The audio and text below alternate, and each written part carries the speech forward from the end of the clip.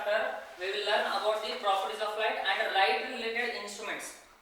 For example, mirror, lens and telescope, microscope and cameras. Also in this chapter we will learn about optics, ray optics and optical instrument. Means we will study about the properties of light and light related instruments. So before going to start this chapter, so please subscribe our channel and share our videos to your second PUC students or friends. Okay, come to the topic. First of all, ray of light. Okay, we cannot see with the help of light, so light is necessary for our sight. So first one, ray of light. So what is ray of light? A point is there, point A, point B. A single ray of light means single light ray moving in a straight line. A light is moving in a straight line, so we called as ray of light. So first thing, ray of light. So what is ray of light? A light is moving in a straight line, means the light is moving from point A to point B in a straight line, so we call as ray of light. Next, the second one, beam of light. So what is my beam of light? The bundle of light rays, means many light rays. Second one, beam of light. Beam of light is nothing but the bundle of light rays. Bundle of light rays is nothing but the many light rays are moving, so we call as beam of light. First one, ray of light. So what is the ray of light? Means a light ray is moving from, means a light is moving in a straight line, so we call as ray of light. Second one, beam of light. Beam of light is nothing but the bundle of light rays. Beam of light means the bundle of light rays, we call beam of light. So next, third point, reflection of light. So third point, reflection of light. So what is my reflection? So we are taking a surface. So which type of surface we are taking? We are taking a reflecting surface. In generally we will see the reflecting surface, mirror. Mirror is a reflecting surface. Means when we incident the light ray to a mirror, the light ray will be reflected back. So according to definition, what we can say? A light ray incident to a surface. Means we are incidenting the light ray.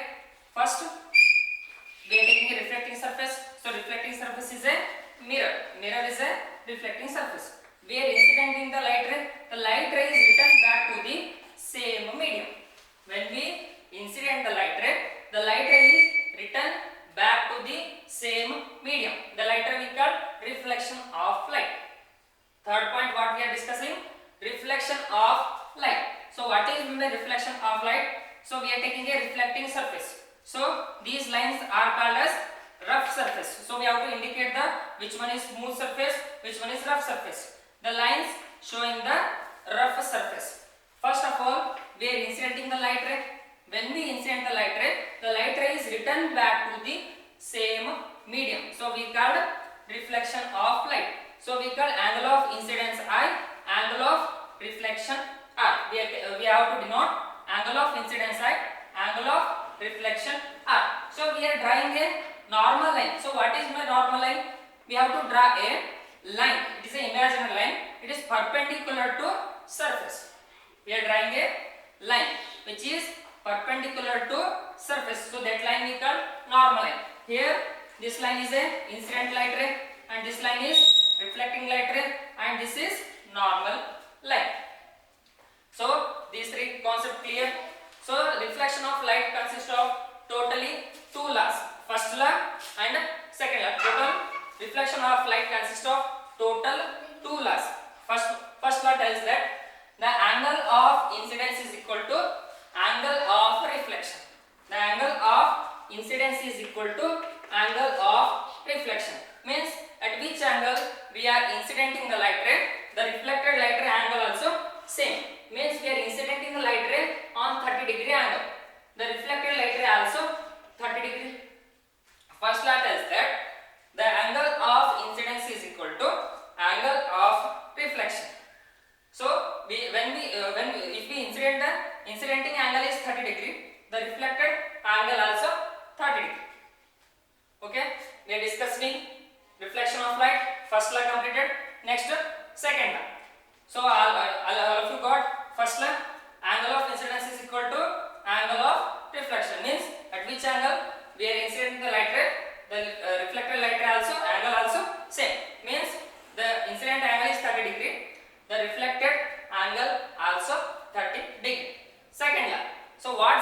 else? The incident light ray and reflected light ray and normal line all lie in the same plane. The incident light ray, the reflected light ray and normal line at a point all lie on the same plane. Next, spherical mirrors. So spherical mirrors means how mirrors are silverized. First, the mirrors are silverized by coating the silver nitrate. The spherical mirrors are silverized by coating the silver nitrate. So first one, concave mirror.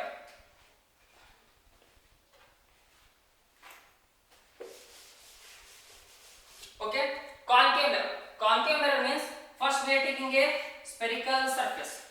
First we are taking a spherical surface. This is the center of a circle or sphere.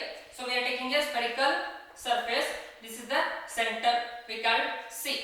So when we say that concave mirror, so concave mirror is a converging mirror. First of all, concave mirror is a converging mirror. So converging mirror means what? When light rays are incident to concave mirror, all light rays are focused at a particular point. Means all light rays are converge. Means all light rays are meet at a point. So convex mirror is a diverging mirror. Convex mirror is a diverging mirror. Means when light rays are incident to convex mirror, all light rays are moving in different direction. Total spherical mirror consists of two types: concave mirror. Second one is convex mirror. So concave mirror means concave mirror is a converging mirror. Converging means when light rays are incident to concave mirror, all light rays are meet at a point. Means all light rays are focused at a particular point. So next, convex mirror means convex mirror is a diverging mirror. Convex mirror is a diverging mirror. Means when we incident the light ray on a convex mirror, light ray move in different direction. So we cannot get the real image. So how it looks? So we are taking a spherical body. So concave mirror and convex mirror both are the part of a spherical mirror. Remember this point. Concave mirror and convex mirror are both are the parts of a spherical mirror. So we are taking a mirror and we will take this much portion of a spherical mirror. If inner surface of a mirror is, inner surface is a reflecting surface, means this type of mirror we call a concave mirror. Alright, or we can say that the inner surface or the reflecting surface is towards the center of a curvature. For example, we can say that the inner surface or the reflecting surface is towards the center. The inner surface is or reflecting surface is towards the center. So we can say that concave mirror. So how we can say that convex mirror?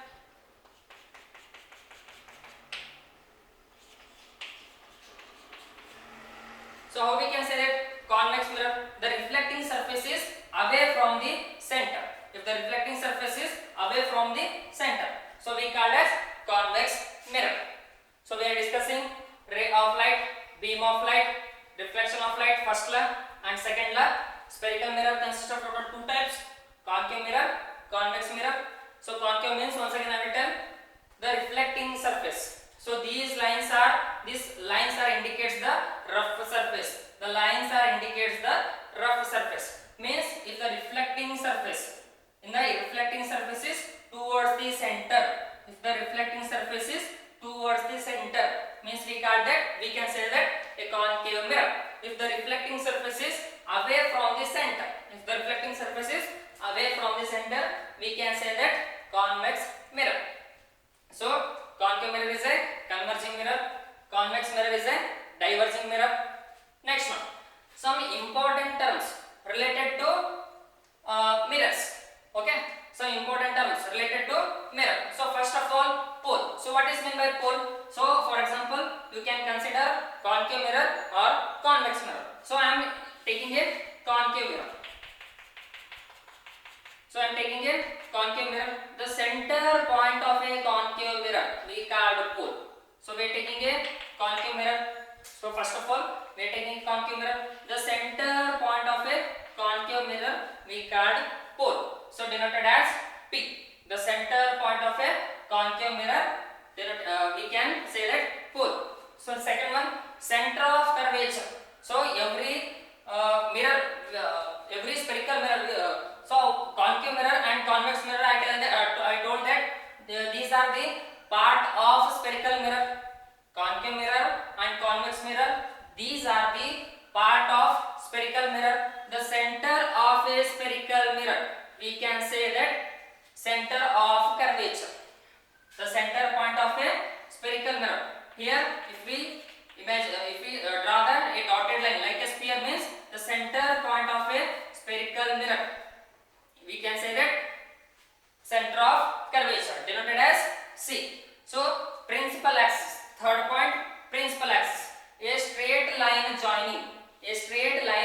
joining center of curvature and pole. A center line joining, a line joining is center of curvature and pole. So we can say that principal axis, a line joining center of curvature and pole. We can say that principal axis. So next one, principal focus. So we can say that principal focus. So we are taking a concave mirror. The light rays are incident to concave mirror. These lines are parallel to principal axis. So this point, principal focus. So what is my principal focus? These lines are parallel to principal axis. After reflection from a mirror, meet at a point. These lines are parallel to principal axis. So these lines are parallel to principal axis. After reflection from the mirror, meet at a point.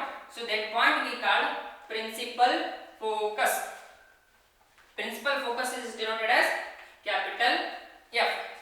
So next one, principal focus. So what is principal focus? The lines are what? Which lines? The light rays are parallel to principal axis, and after reflection from the mirror, meet at a point. So that point we call principal focus, denoted as capital F. Next one, focal length.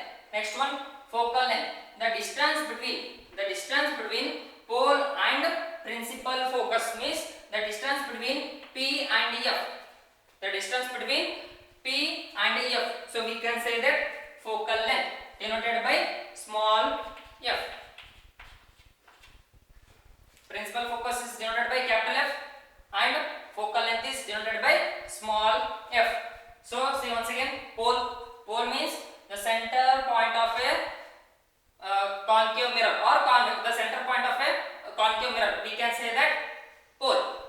You can tell concave mirror or convex mirror. So we are using concave. So the center point of a concave mirror. So we can say that pole. So center of curvature.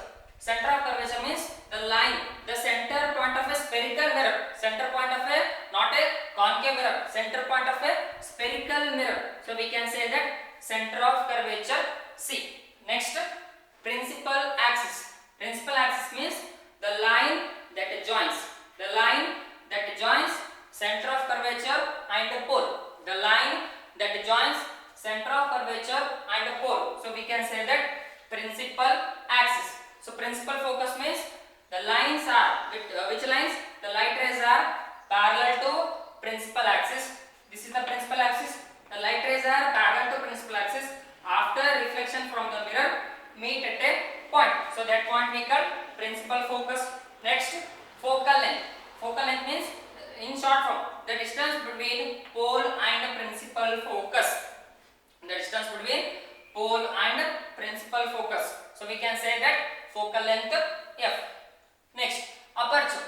Aperture means if we the area of a spherical mirror or the area of a mirror which is available for reflection, means we can say that the diameter of a mirror. If we consider concave mirror or convex mirror, the diameter of a mirror, we can say that aperture, or the area of a mirror, the area of a mirror which is available for reflection. So we call aperture. Next, Cartesian sign convention. Cartesian sign convention. So these are the some rules are there. So these rules are helpful for next coming derivations. So what Cartesian sign tells that? So first one,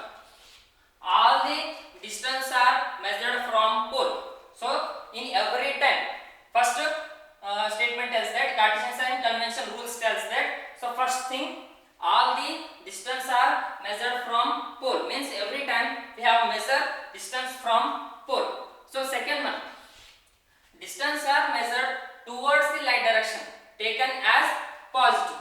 Distance are measured towards the light direction taken as positive, means light is moving in this direction, so we are measuring also distance same direction, so we can taken as positive. Third point, if the distance are measured opposite to light direction taken as negative, so light is moving in this direction, we are measuring distance opposite direction, so taken as negative. Positive, negative. So first rule states that all the distance are measured from pole. First thing. Second thing, if the distance are measured towards the light direction taken as positive, means light direction and first one, all the distance are measured from pole. Distance are measured towards the light direction taken as positive. Distance are measured opposite to light direction taken as negative. So fourth point, distance are measured above the principal axis. Which one is principal axis here? So this is the principal axis. If distance are measured above the principal axis taken as positive. If the distance are measured below the principal axis taken as negative. So next two rules says that distance are measured above the principal axis taken as positive. Distance are measured below the principal axis taken as negative. So see once again the complete overview of a topic. Thank you.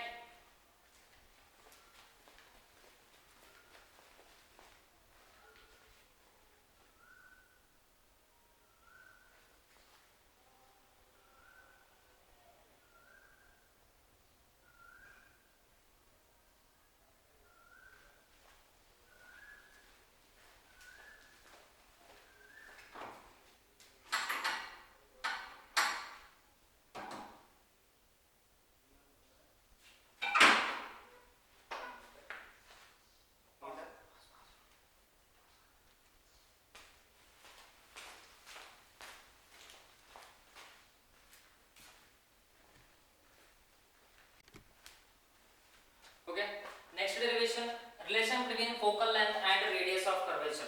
So relation between focal length and radius of curvature. So in previous video I tell that from the point P to point F, so we can say that the focal length means the pole to principal focus, the distance we called as principal focal length. Next, from pole to center of curvature, from pole to center of curvature, so distance we call radius of curvature. So we have to find out the relation between R and F.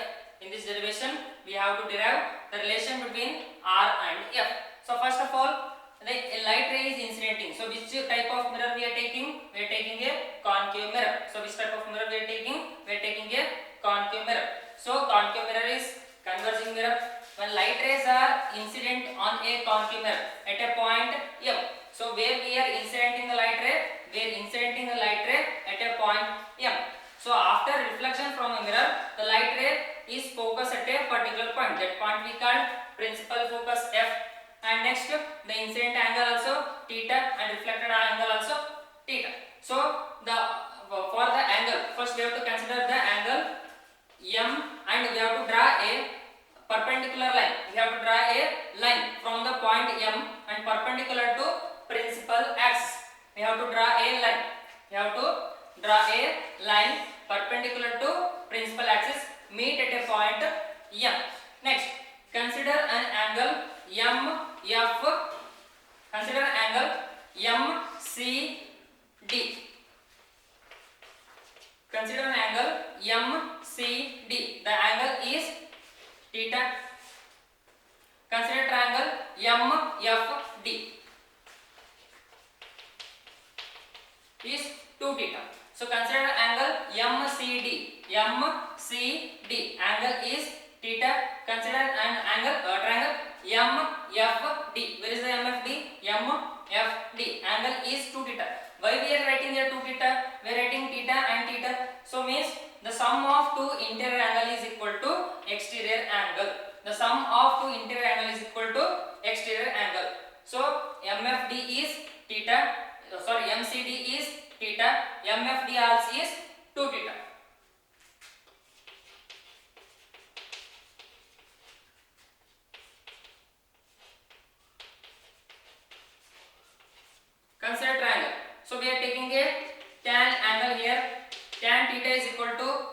MD by tan theta, MD by DC, MD by DC, or you write MD by CD. Both will give same meaning. For consider angle theta, so we are taking tan angle. So tan theta is equal to MD by CD. So MD by CD is tan theta. Next, tan 2 theta means MD by FD. MD by FD tan 2 theta means here tan angle is very small.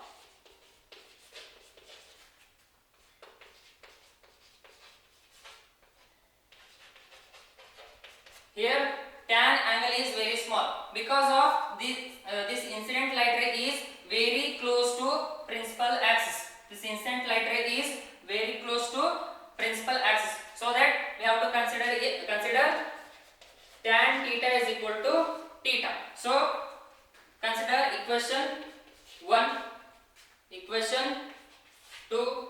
So according to this statement, so what it tells that we are taking tan angle is very small, so we are taking tan theta is equal to theta.